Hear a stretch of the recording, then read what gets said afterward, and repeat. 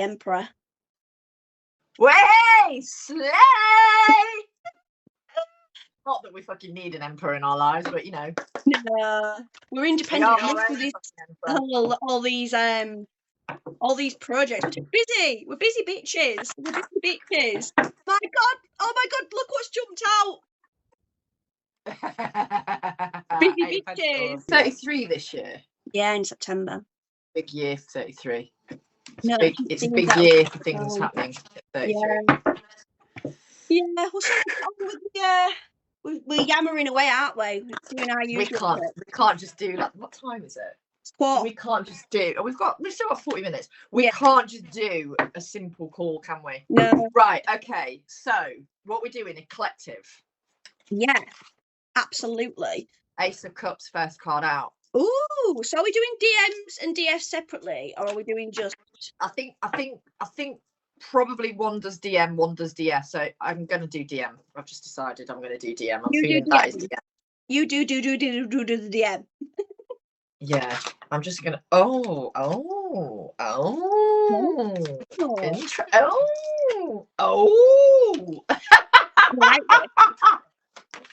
Wait, this is going online. I need to shut the fuck up. There's a change here. There's a change to stagnancy, but there are still some blocks. Are, as we've quite rightly surmised, karmic connections. Because the masculines are listening to their intuition more and more. They're realizing the love they have for their feminine, which is where we have this Queen of Cups energy, but they're also realizing where they want to love themselves, and it's okay to love themselves. It's like they've been given that permission to love themselves and they're okay with it. Whereas before they were thinking it was a bit narky or a bit like, that's absurd, that's obscene, I can't just love myself. And it's like, no, you really can, because you're loving yourself by choosing various things.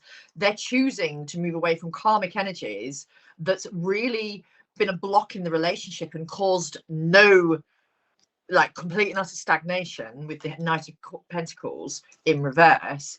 And they're realizing where they're stepping into their power, they're stepping into their wisdom, they're wanting to correct certain things in the relationships, they're wanting to bring balance back to these connections and move away from the blocks.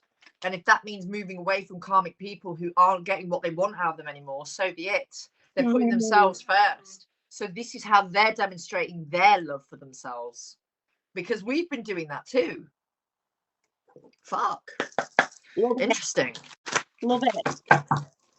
Let me just see if I've got any clarity here. Yeah, they've been through so many burdens and they're just like not down. They're very much single as well. Everything is automatically orchestrated divinely with the Nine of Pentacles, the Hanged Man, and the Sun, clarifying the Priestess card, which is the High Priestess. Intuition. They've realized where they were causing their own blocks by not listening to their intuition, and so they're now choosing love over fear.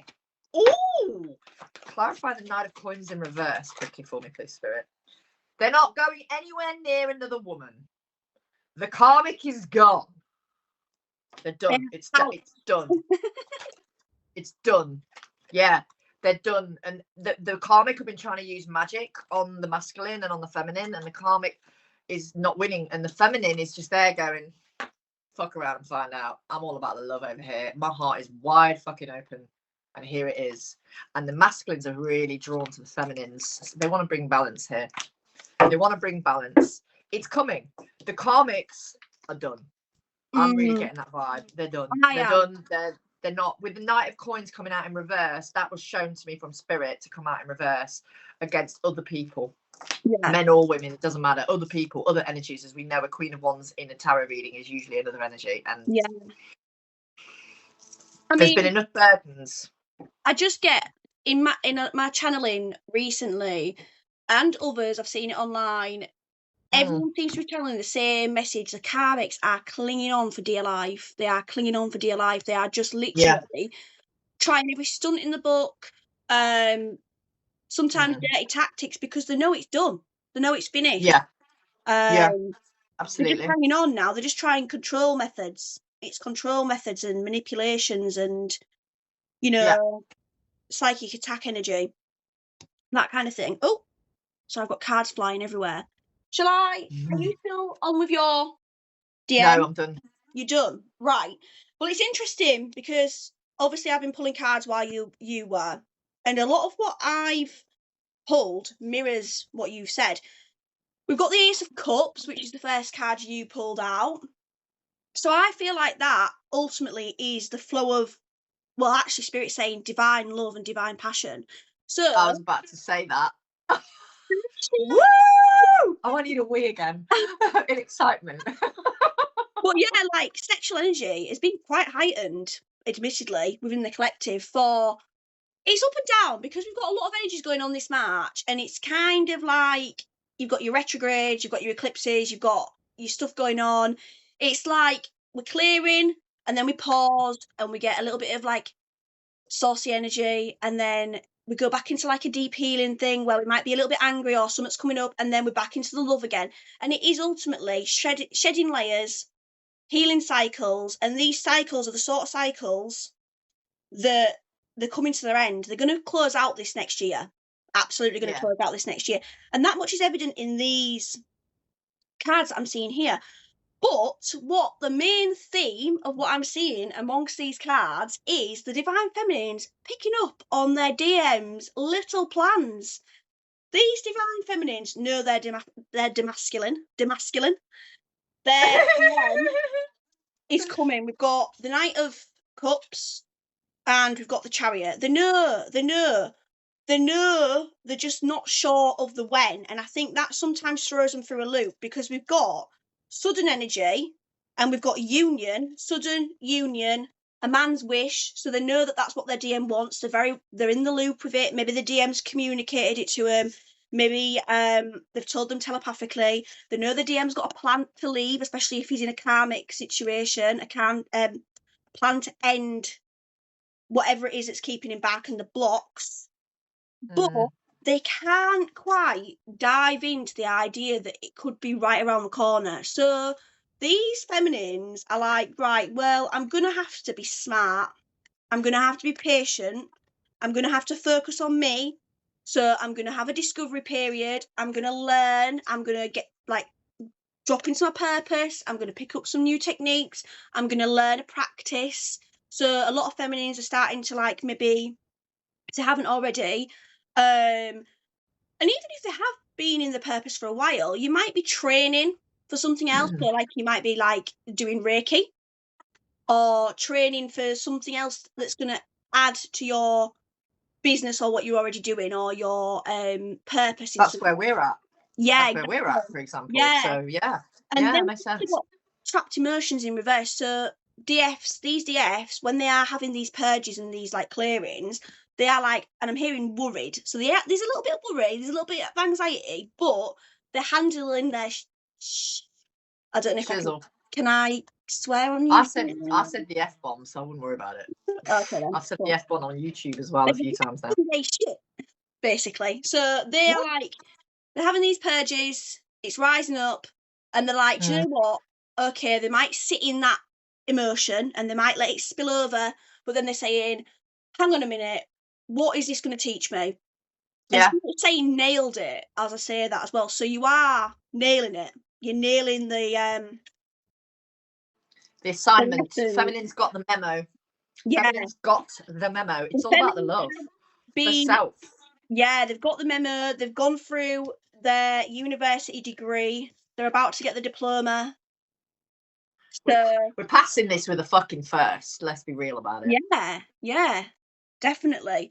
But you know, it looks good. The energy's good, and there is an energy today of high vibe and high flying again. And you know, we've spoken about, haven't we, Zoe? Like where we're like, oh my god, the energy's bouncing. It's great, and then next thing. Next thing, we're being handed our arseholes. Yeah. So, but again, it seems to have shifted again into some action-based energy for the DMs and planning, and for the DFs, it's about aligning to like a higher vibration and frequency. I do think to call their DMs forward. Well, the thing is, for us to call them forward, we need to hold them in the highest timeline. Yes, and we need to be holding ourselves in our highest timeline. And blasting that heart space wide open. So whenever anyone is receiving any yucky energies from anyone, just hold your space with love. Yeah. Because love conquers all. Yes, it And does. the more the darkness tries to attack, we just send out more love. We open up that heart space and we go, more love, more love. Yeah. To ourselves, to our counterparts, to our families, to our environment, to our whoever, you know. Yeah. And it's really indicative of, it helps lift that vibration. And yeah, it's not nice receiving like psychic attack and stuff, and it is happening a lot. But you know, the masculines they're really fed up, and they are standing up for themselves a lot more with karmic people, with friends, family, environments, whatever they're dealing with. They're moving away from it more and more because they're realizing, hold on a minute, I want more for my life, and I want to help the world become a better place. So many of them are stepping more and more into that purpose and realizing they may be educators, or realizing they've got to create content to help others learn and understand. And they may have to, I don't know, join forces with other people and build a movement against the world is going with this totalitarianism. And it feels like so many of the feminines aren't really focused on the 3D. They're leaving that to the masculine. They're focusing on lifting that vibration from 5D to 7D to 8D, 9D, 10D plus. Yeah, And definitely. that is where everything's love. But that's what that ultimately is, the usual trajectory. The DMs are 3D. They ground it in the 3D, and we take it up to the other dimensions. You know, we work with the 5D. Yes. We work with emotions, intuition. We work with vibration, and you know that's why we are. You know, your twin flames, your two sides of the same coin. You are the same soul in two bodies, and it's like it kind of brings me on to what I was speaking to you about as well, Zoe, wasn't it? With the that message that not message, sorry, that post that I saw about you know, somebody saying that the divine feminines are stronger than the divine masculines. Oh yeah, ego, yeah. And I think it's quite an important topic to touch upon, because one thing that you have to do on this journey is you have to not try to compete with your own counterpart, because you ultimately are competing with yourself. If you are wishing your counterpart ill, you are going to get that mirrored back to you. You are wishing. I can't understand why feminines will slag their twin off. It's such a backwards way of moving, and I don't want to sound like I'm being judgmental, because I'm not at all. We all have our moment. Sometimes we have them online. You know, it is what it is. But to put a different perspective and a different spin on it, if you are having that kind of bitterness or jealousy, or you're angry and you're like, you know, I know that I'm stronger, and you're raising yourself up but diminishing your DM, ultimately you're diminishing yourselves too, because they are the other half of you, and they'll mirror it to you in some way, or you know, it'll come back to you in some way that's going to affect you. And I do think really strongly, one thing you should always do is try to come from a place of unconditional love. Okay, we all get angry at times, we all get hurt on these journeys, but ultimately, if you can express yourself from a place of unconditional love and understanding, you will find that you will make the most growth, and your DM will make the most growth, and it's more likely that your DM will be receptive to what you say than if you come forward in a place of ego or on the attack kind of thing. Yeah, definitely. Definitely. Just move from your heart center. Yeah. But I do think, you know, we have to bear in mind that DMs are strong in their own way, DFs are strong in their own way, but ultimately we are a team. You know, twin flames are a team. You're a power couple. Yeah, and they are. We need to act like it. You know, we need to act like we're a power couple. And what power couples do is they support each other, and they lift each other up, and they, you know, understand, and they're there for each other no matter what. So I did see a video today that someone had shared, and I watched the video and I was like, that makes a lot of sense. So basically what they were saying is the feminines are the leaders in the movement, as we know. The feminines lead, and when they're leading and moving with purpose, moving from the heart, and you know, standing in their own power, that will then mean the masculines will follow suit. But the masculines are the protectors. Yeah. So they're strong in their protector role and their provider role and their unconditional love role. And the feminines are the leaders in the movement because we're the ones that agree to do all this healing work on behalf of our ancestors who lost their voices for whatever reason. So there's a few ways of looking at it, but to say that your masculine is weak, you're just holding them in an old energy, and that's going to perpetuate out in your connection. So I try and hold mine in his highest timeline because that's where he deserves to be. Yeah. Not on a pedestal, but in his highest timeline. So he attracts in everything that's meant to be in his life that he deserves, that's good, that's positive, that's love, that's high vibrational. And I know he does the same for me. Like, they hold that space for us and they wish us to have the most amazing lives. Yeah. Whether they're in it or not. I think the thing is, ultimately, going back to kind of psychic attack as well, if you're holding your DM in a negative energy and negative light, essentially that's that is psychic attack. You know, your DM might then start to have some you know, insecurities that blocks the connection because, you know, they might think, right, well, I feel insecure in myself, I don't feel confident enough to come forward with communication, I'm going to run again. So your thought process on, you know, that all your thoughts towards your DM matter, basically, because anything can be a block. Like, if you're thinking, oh my god, they're weak, they're not doing this, they're not doing that, and then that has a ripple effect and an energy effect, and it comes out in psychic attack for your DM, that could cause a block in communication for you to work through. So it's in your best benefit as well to think highly of your counterpart. I mean, you should. It is. You should anyway. Because you think highly of yourself. Yeah, exactly. So, think highly of yourself and think highly of your counterpart. And I do think it's not. I'm not saying it. I'm not judging, and I'm not saying it in a way of like, you know, I'm perfect. Of course, I'm not. We all get angry sometimes, but I do think it's important to, you know, forgive. Forgiveness is so important, and rectify that energy and transmute it. You know, transmute it, rectify it, alchemize it. And forgiveness is very important. Recognize it when it comes up and say, no, sorry, not for me today, not for me today. And just change it and change your perspective. And, you know, if you can't do that, if your thoughts are kind of, if you're angry with your DM and your thoughts are whirling and, you know, try and take a time out, you know, forget about it, just breathe. And I think that sometimes you'll find that a few hours down the line, it doesn't feel the same. You know, feelings they do transition, don't they, at the end of the day? So, and sometimes you could be feeling a certain way and it's actually their feelings. Yes. Especially if there's anger or upset towards, well, you're feeling this anger and upset and you think, hang on a minute, is that how they're feeling towards themselves?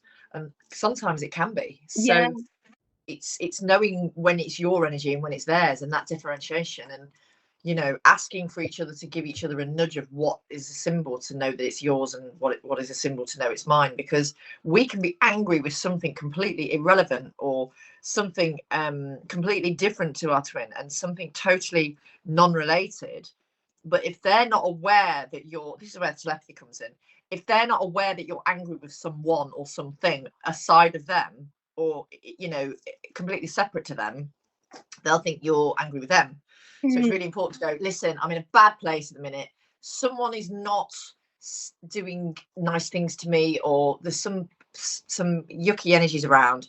I'm just going to detach a little bit from us, just so you're aware, and that the energy isn't then energetically entangled in yours, because this is nothing to do with you. It's nothing you've done, but I need to just detach for a couple of hours. So, and I think having that ability to do that is very powerful and actually really beautiful, because it allays any fears of abandonment that may still be loitering for the masculine to be clearing, or for you to be clearing. Because let's not be honest, when they feel like they're abandoned, 9 times out of 10 we feel like we're abandoned. It's a mirror.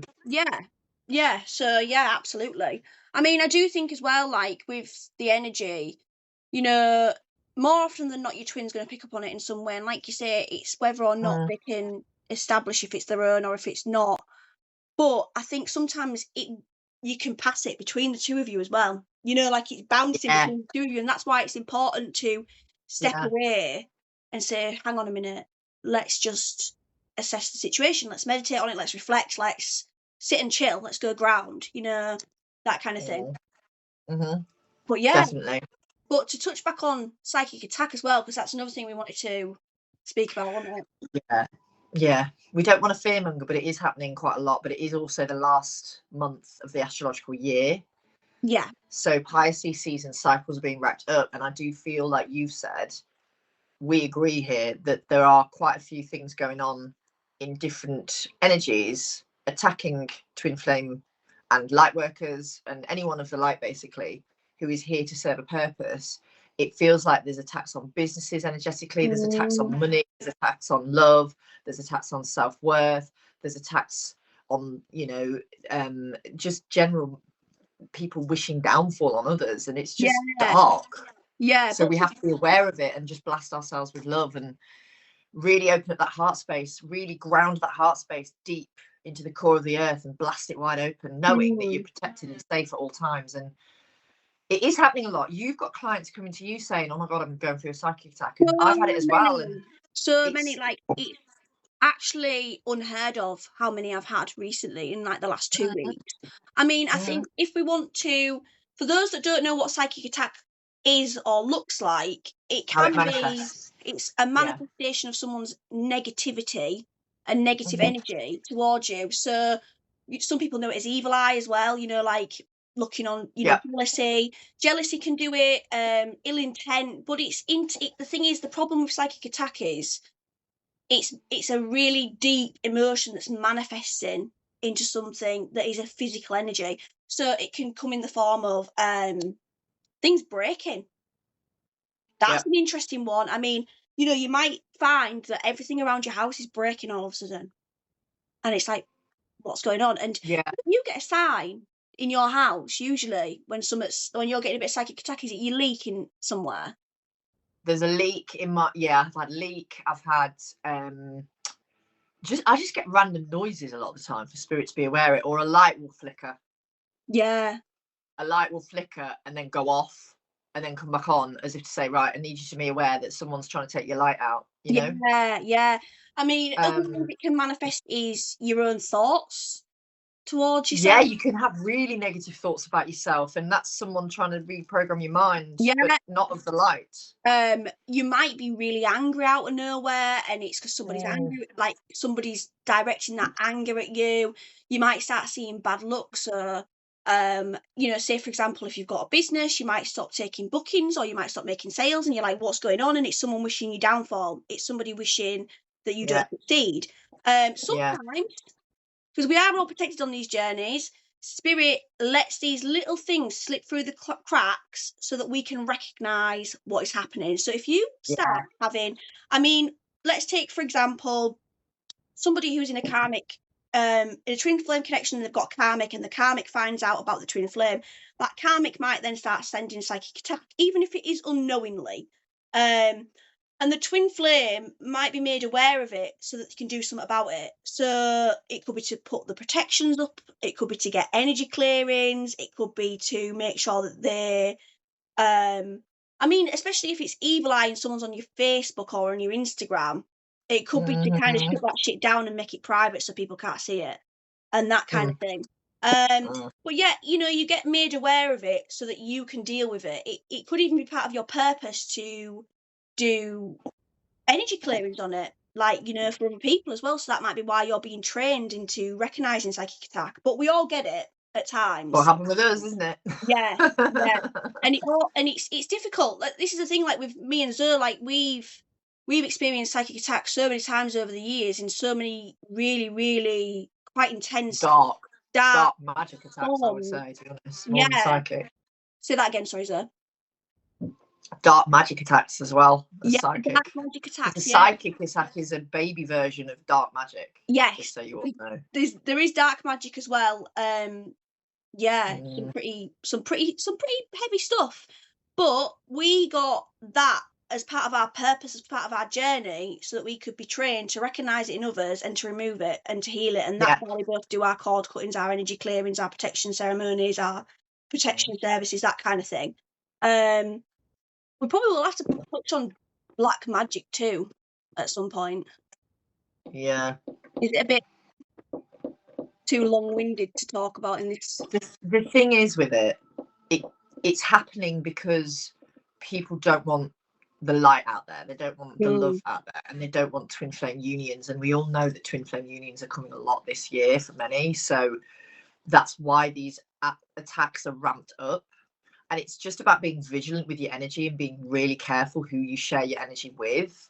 And you know, pulling back your energy if you think someone isn't in your best interest, or if they're siphoning energy from you or trying to steal your light. Energy vampires as well. Yeah, it does happen a lot, and especially with divine feminines who are very much, we are love and light, but we'll knock your fucking crown chakra off your head if we need to.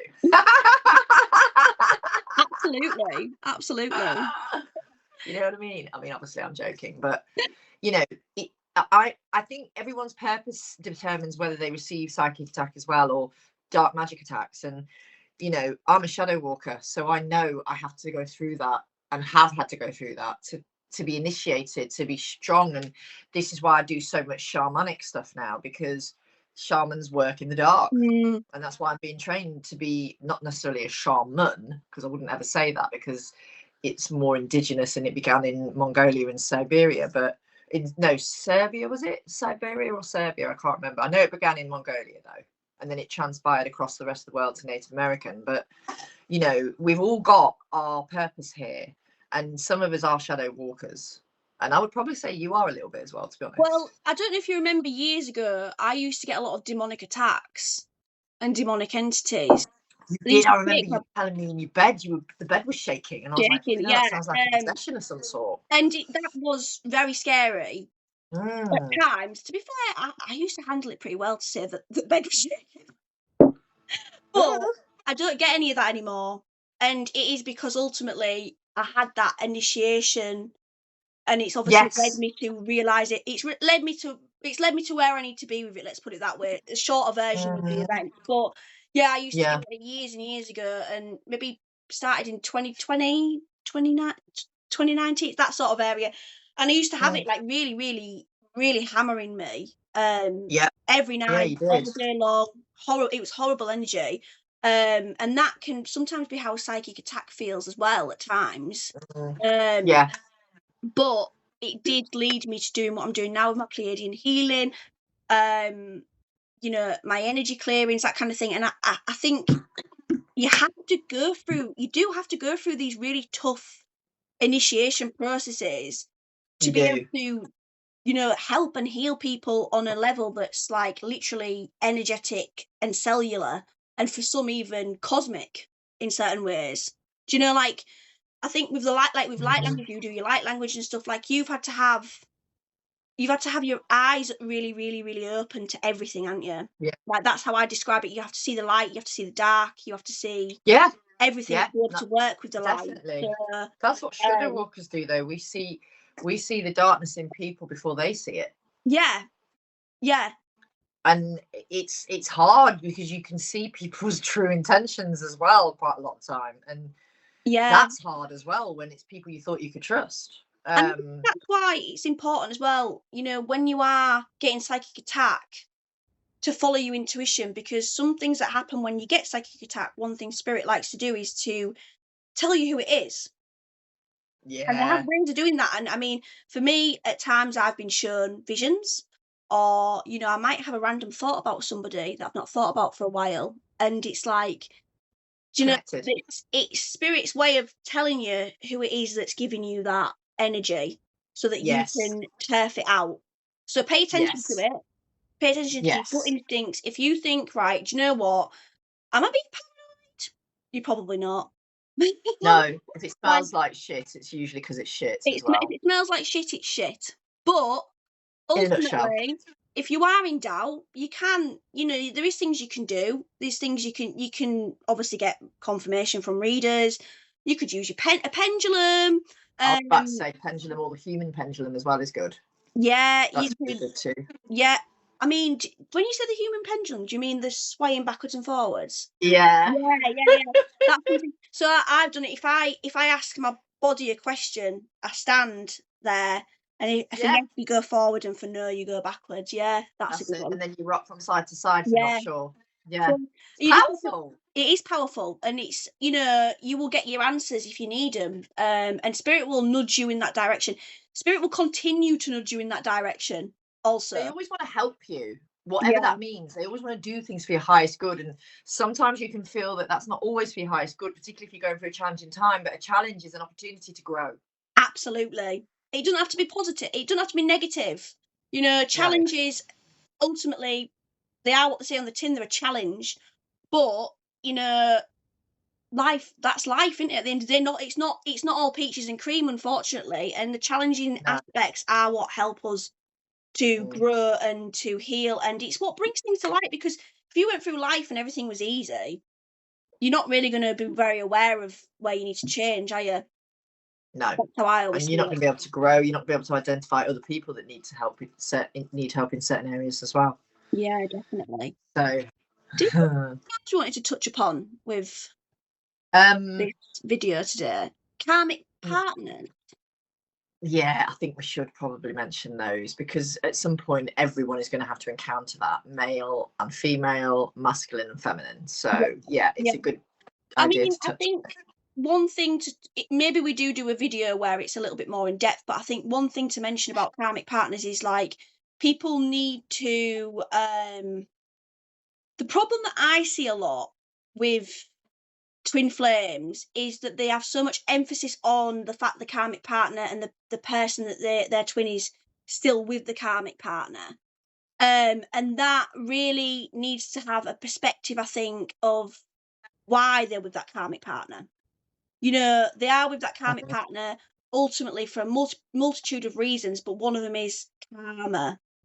And I feel like one thing if you can, to make you maybe feel better if you are dealing with Yeah. someone with a karmic partner, um, Mm. it's not a lasting relationship for a starter. It is there to serve karma, and then once karma served, the relationship will completely dissolve. Yeah. Um, so I do think it's worth kind of touching upon that, because I think people are like, oh well, they're still with the karmic, and again, no judgment because everyone's been there. They're still with the karmic. They're still this. They're still doing that. They're still.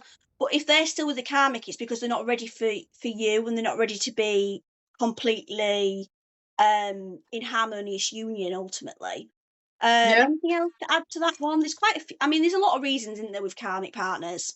There is a The lot of thing is, a lot of people assume a karmic is always negative, but you can have good karmics. You oh can have yeah, people that come into your counterpart's life or into yours to teach you how to be loved, to yeah, teach you how to receive good energies, to teach you how to receive a balanced dynamic.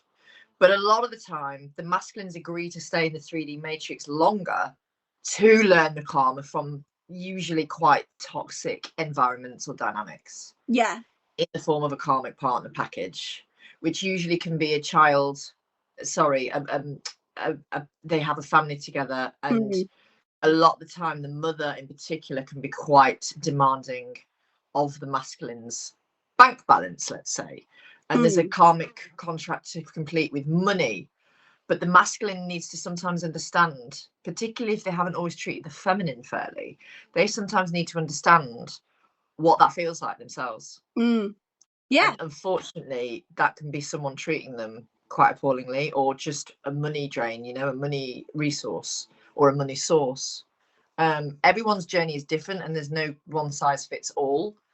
But usually with karmics, from our experience, and we've both read on this journey now for a long time, we've really only mainly encountered the heavier, darker, lower vibrational energies, and the yeah, masculines have to work with the lower three chakras, the feminines work with the top three, and then you meet in the middle in the heart space. mm, So this is why the masculines lead from their lower chakras for so long until yeah, they choose to do the healing work. yeah. I think as well to mention, with back to when you're saying about the toxic karmics versus that they don't all have to be toxic. And you said Mm. that we very rarely encounter them not toxic. I can say one. I can honestly say in this situation one. Like some of them are neutral, to be honest, but most of the time the karmics are unhealed. And I think that's the main issue. They are Mm. unhealed. They're unwilling to heal, with your twin flame in a karmic relationship. So they are going to be toxic. Now, if these karmics went off and they met their own twin flame, then Yeah. they would heal, they would become healed. But because they are unhealed, they're dealing with a twin flame who needs to like be a catalyst to them, and they're a catalyst to the twin flame. It's very toxic. It's a very toxic dynamic. But as Zoe said, there is sometimes it's just about learning to be loved, and maybe it's also about learning to choose love. So in some situations, karmics can be, pretty decent people. Maybe they're not spiritual. Maybe they're not evolved enough for the twin flame, but they're a pretty decent person, and the twin flame might feel a lot of guilt about ending the relationship because of that. And that's part of the battle, because what they would have to do is to learn to choose genuine love over lower vibrational emotions such as guilt, if you know what I'm trying to say with that one, because Totally. the karmic probably isn't the right person for him, but they might be a friend, but they don't want to hurt that person ultimately. And I can only say, like, I've really encountered one of those situations where that is genuinely, like, that karmic is not toxic at all in the slightest. But that was obviously that pairings, that twin pairings personal journey, and that's why they had it the way they do. But generally they can be quite toxic. And I think the other thing to note about karmics is, more often than not, especially if it's a long-term relationship, they do find out about the twin flame connection. Somehow they were meant to. I think they're divinely orchestrated too, to be Very honest, divinely orchestrated. to Again, cause mayhem and drama. But yeah, because it's initiation again, isn't it? it's initiation. It's part of the initiation for the twin flame to leave, and it's part of the initiation for the karmic to get extra toxic sometimes. Because I think sometimes when they're in the throes of the relationship, they might notice little red flags, but it's like, oh well, yeah, but they're a good person in this regard, and I've got this, but the red flags aren't really that red until they are triggered. And then, like a bull, the karmics tend to like want to, be on the attack with stuff when the twin flame comes to light. In so many ways, they find out about the twin, literally they know who it is. And then in other ways, if they don't find out about the person of the karmic, and if they don't find out the karmic, if they don't find out who the feminine is, they just know there is someone their masculine cares about deeply. Yeah. And it's that energy that gets attacked. The karmics tend to have a strong intuition as well. It's They like do they tend have to be quite gifted, a bloodhound nose for sniffing out this kind of stuff. Like, they just know something's off. They're like, no, I smell a rat. And a lot of the time I have dealt with people that have got, like, that are twin flames, usually divine feminines, that have got a DM with a karmic, and they are like, do you know what, I have a very strong indication that karmic knows about me. And then it comes to light that they do know about them in varying different ways, They always find out. And I do think it is to push the twin flames out of their comfort zone and out of the stagnant karmic relationship, and to bring about this fire within the karmic that makes them really, really toxic, to the point where the twin flame is like, do you know what? I am not standing for this any longer. I am not dealing with this stuff. Like, you're going to have to sling your hook, love, basically. Sling your hook. Sling your hook, love. I love that. Why not, eh? Yeah, they do serve a purpose though, and something. And we don't slag off the karmic. We try not to, because you don't want to be doing. That's quite low vibe. But they do serve a purpose, because they highlight to your counterpart who you are. Yeah. They're never going to be the same as you. They might try and emulate the feminine in some way, but that's never going to happen in a month of Sundays, because they're just not made to do that. They're not meant to be that person. They're different. So it's important to appreciate the karmic, because they do teach your counterpart various lessons that you can't. Yeah. And I mean, I think if you can practice gratitude for your your twin's karmic and forgiveness, that's powerful. That is fucking powerful. I'm sorry, but if you can sit there and say that karmic is a person with feelings, I might have villainized that person because they're keeping me from my twin, but that person is a person with feelings. They deserve respect. They deserve, time to work through this relationship, and my twin does too, Yeah. and forgive. And that's a really powerful place to come from. And sometimes it's hard because these karmics, the thing is that what tends to happen is they see their ass when this happens, and I think rightly so, because anybody would in that situation. And they just get a bit toxic. Uppity. Yeah, but Yeah. I mean, the thing, what And see their ultimately arse. it's about. I really hope that we can swear on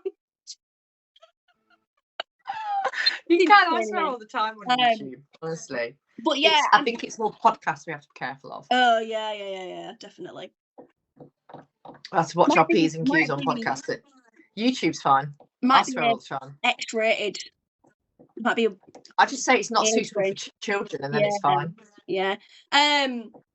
But yeah, I mean, the thing is, what it boils down to with karmics, more than anything, is they are not compatible with your twin flame, and they never will be. And try And they're and not make made that to work. last. It's like They're not water and made to oil. last. It's not going to Yeah. happen. It can't. And most people will try in a relationship. You've got to think of it from a perspective of most people are gonna. So I suppose a lot of the time there needs to be that level of patience for that, and allowing that to flow, and that can be a block remover in itself. I think that can remove a lot of blocks if you can think, right, I'll let them do them, and I'll do me, and then it opens gateways. Spirit's saying to me. Yes, Oh that my makes sense. The gateways and goodness. portals. Ooh. We love a portal. But yeah, is there anything else Interesting. to mention on the karmic situ? I don't think so. I think we probably will do a whole episode on that situation and examples and go into a bit more detail so people know and understand what the reason for these things happening is. And ultimately, a karmic will do anything to hold on to the masculine to block the union that they know is inevitable. Yeah. And they are hanging on for dear life at this time because they know it's nearly done. And for many of them, it is done. It's their lives at the end of the day, innit? It's their security, it's what they know. And I think a lot of them don't really want the masculine, they just want the security and the stability and the lifestyle. And yeah, the status as well in a lot of cases. And the constant, yeah. The money as well. But they will turn nasty and use the kids against them. And there's been a lot of emotional blackmail that I've channeled for clients. And it's just, they want to be with the feminine, but the karmic is making life difficult and trying to cause as much uproar as possible. And especially if there's a divorce going on as well, it's hard to get that harmonious divorce, if that makes sense. There's always animosity, or it's hard to get it. Is it acrimonious is the word I'm thinking of? It's hard to reach that. It's always usually quite full of animosity. So yeah, it's hard. It's hard. never straightforward, is it? In these situations. I think as well, what we'll do when we do an episode on it is we can talk about karmic situations as well, because if you don't have karmic connections, people often have karmic situations. And people have been asking me about that when I've spoken about it on threads and stuff like that, because that can come about in a lot of different ways, there's so many things, like karma has a lot to answer for. But at the end of the day, it makes you answer for a lot too, and it makes you heal and grow. Absolutely, yeah. We don't get unscathed from karma. No, everyone gets it. No, and it's in good and bad karma. So a lot of good karma is being served at the moment for those who are deserving of it, because they're moving from a different space to where they were, and they've done a lot of healing work. So it's like the abundance is finding them now. Jumping timelines. I've literally just posted about that today, actually, because these really weird synchronized events just manifesting out of nowhere. Manifestations are popping up. Like the 1st of March, I had like 3 of my things I've manifested. I was like, oh my God, that's amazing. Like, so it is happening. And it's important to focus, I think, on those positives as well. Positive karma that flows, because it comes. You get your karma, good and bad. Balance. It's all about balance. It is. It's all about balance. It's all about balance. Yeah. And I think that's about all we said we discussed in this little video / collective? Are we keeping it as one video? I think so. I mean, Yeah, we'll keep it as obviously, one video. yeah, I think one video will do nicely. I Yeah, think it will do nicely because it's important to include the. I always do a collective. Well, I do it the other way around. I'll do a chat and then I'll do a collective. yeah. But But this is important to get out. What we've yeah, said is very important information. and I think this is something we are looking to do more often. So if Yes. anybody has any themes, ideas, Yes. what they want to Yes. chat about, comment, Yeah. message, whatever, you know, that kind of thing. Because we are going to do a little podcast, aren't we? Yeah. We need I to think figure it so. out. We've got I so think many it's things time. planned, haven't we? We've got so many Yeah. fun things. And I think that is why we should, well, that's a good time to bring us on to our next a next project, the telepathy workshop. Yes. Right. Yes. Because we've got Yes. too many projects, but the telepathy workshop is coming up this month, the first Yeah. one. So we said the 26th of March. 12:02 is the first session, isn't it? Yeah. So we're going to do some promo for it. We're going to probably make some posts next week, aren't we? But if you are interested, message me or Zoe, or even comment below and we'll message you, whatever. Anything else to add to that one, Zoe? Have I missed something? No, I think that's it. But it's we're doing it over 3 weeks. Yes. Probably one session in March, maybe one in April, maybe one in May, possibly. Yeah. We'll just see how it plans out, or we might do it in consecutive weeks. I think it's important to spread it out because we are going to be doing, like, alongside the actual session and telling you how to get the telepathic communication, we're going to be there's going to be some elements of coaching and practicing, isn't they, as well? Yeah, it's a workshop at the end of the day, so it's going to be physical. Yeah, so you are going to be, you know, practicing the telepathy, discussing it. You know, when we reconvene for the next session, we'll all discuss it all and you know, see what we can do to change it or like improve, or what we're doing right, what we're doing wrong, that kind of thing. You know, what's going on, what our experiences are, all that kind of thing. So there's going to be coaching from both me and Zoe, and bear in mind that me and Zoe have very strong telepathy. We do. So we both, and we've had it for years, haven't we, Zoe? Yeah, I've got a feeling our counterparts might come and join the show as well, to be honest. Probably. They usually do. Nosy buggers that they are. They usually have something to say. So I do think that, you know, it's valuable coaching as well. Yeah, definitely. And I think more importantly than that as well, it's a way to get a collective together that experience telepathy, and no matter what degree of telepathy you experience, everybody goes through those stages of doubt with it. And I think something that I did on my stories, and I asked a few people how they were feeling after sharing, like, you know, I had people sharing their experiences and posting it to my stories so that everyone could see. And so many people messaged back and said, you validated my experience and it's helped me see that other people are experiencing this. And I'm not crazy. It's not all in my head. And, you know, it's helpful, if only just to bring together a community for everyone to talk with. Definitely. Yeah. So yeah, and do we need to mention our joint coaching sessions, or are we going to leave? Well, we could always mention that. I know, I kind of mentioned it now, haven't I? So. Well, yeah. Just on the announcement side of things, we are planning on doing joint coaching sessions at some point. Yeah. But that'll be more to. There'll be more to come on that one. But I do think that, again, as with the telepathy workshops, if you are interested in, you know, hearing about a joint coaching session with me and Zoe, you know, just let us know. Send us a DM or pop a comment or something. And that's it. Yeah. Thank you so much for listening. Yeah, thank you for listening. It's been great. I've liked doing this. We'll have to definitely do as many of these as we can, as often as we can, but we'll see about that one.